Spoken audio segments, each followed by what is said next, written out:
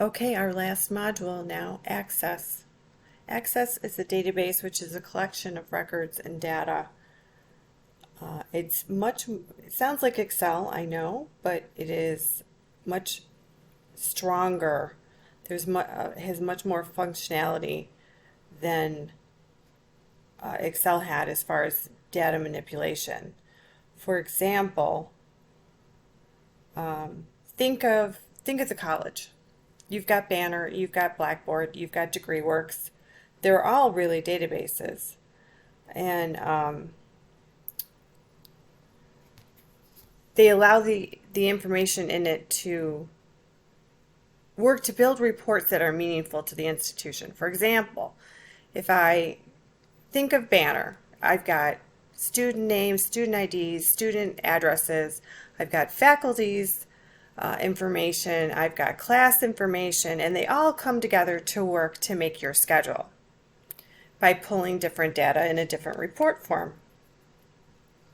Think of the Social Security Administration. Everybody has a social security number that should be only theirs. Hopefully nobody stole it. And it keeps track of my salaries at all the jobs I've worked for my entire life to come up and give me a Social Security payment when I retire. So they're all databases. I do remember my professor when I learned how to do databases saying that this is where the money is. And he was right. As a matter of fact, every job I've ever gotten somehow benefited from my knowledge of Access. Just putting it out there. So this is the welcome page to Access with on the new tab. Do you want to make a new contact? Do you want to make a new student? Do you want to make a new event management? There, nutrition tracking.